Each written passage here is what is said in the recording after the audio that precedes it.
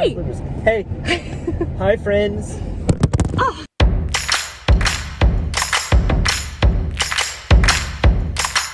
Alright, so Kristin and I are driving and we're gonna dream, and we just wanted to invite you into dreaming with us about family ministry. One of my dreams about family ministry is that parents would be prepared and encouraged to be the sole spiritual authority in their kids. That sounds bad. It's not sole spiritual, is it? Like Spiritual influence. Yeah, sole spiritual influence. The primary spiritual influence. Yes. Yeah, not soul. Not soul, because, you know, the hope is that the church is still there to be a spiritual influence in the kid's life, but, like, you know, the truth is that if the parents aren't in it, then it's really difficult for the Lutheran school or the church to have a large impact on a kid's life. And you look at this in the amount of hours, you know, that kids spend at places. They spend a lot of hours at school, and really they end up spending about 4 hours a week at church. But parents get a whole bunch of hours. And 4 hours if you're, like, really at church, you know? Yeah. I mean, all the studies just show that, like, pastors, children's ministry leaders, all those people, they have impact, but it's rarely do they show up as the most important influence. Like, over 50% of the time, it's going to be the parent that matters more. And you always think, like, oh, if I just get them into church, if we do the things there, then that'll be good. But the reality is, unless it is happening, like, all week long, it might not be a habit that sticks. It'd be a good thing to be able to prepare parents to be those spiritual mentors. Yeah. You know, I think oftentimes we're like, well, families, do your thing. We don't really we don't really prepare them. And, you know, I've heard this statistic. I don't really know how true this is, but I've heard that there's a correlation between kids going to church after they turn 18 and their dads singing in church. Like, if their dads sing, then these kids are more likely to come back to church because they've seen that participation. And I think one of the ways that we can help parents is by encouraging them just to participate and to bring their kids to participate with them. That's so true. I feel like worship is just a built-in opportunity. Like, it's one time when you don't have to have a specific point of conversation. You don't have to come prepared. Like, you can just show up at worship and your kids are watching you. And I mean, when I think back to how it was with my family, that's so true. Like, my dad was a whistler and he would whistle the harmony, and I would be so engaged in worship just knowing that he was there and we were singing the same part. It was just a fun little thing we could do together.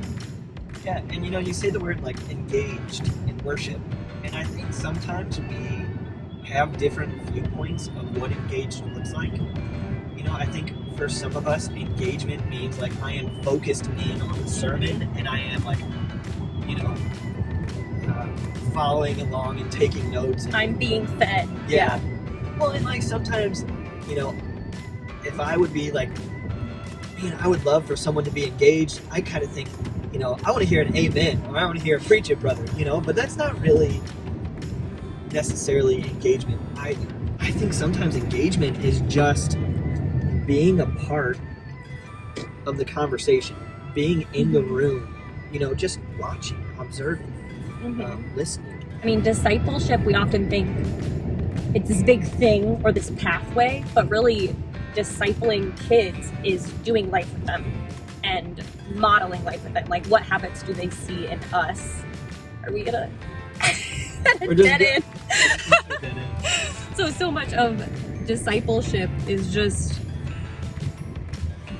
doing life, and the kids are watching you. Like, I love that you've been saying in prayer, gather up your family right now. It's a moment to say, hey, we are all doing this together. I'll be honest, as a kid, honestly, probably till I was about 17 or 18 years old, I probably looked like I wasn't paying attention in church.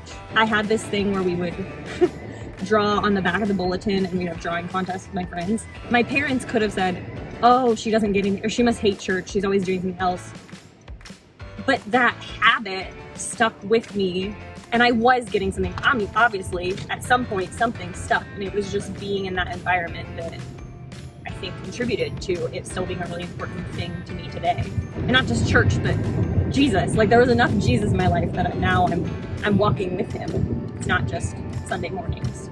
Jesus isn't hindered by crayons or, Cheerios or, noisiness. Loud or, noises. like, Yeah. crying kids. I mean, certainly we can get distracted, but I think it's important in those times to just understand that there's something important happening with the kids crying. There's actually growth happening in the middle of church. Man, the kids are actually in our church. We've got young families. Pastor Bill, if there was one thing in this dream and sesh that you feel like God has just been weighing on your heart, what dream would that be? What phrase would that be? Plugged in parents. I see parents who are so invested in their kids' academics, or they're so invested in their kids' athletics. I would love to see parents who are plugged in and a part of their kids' spirituality.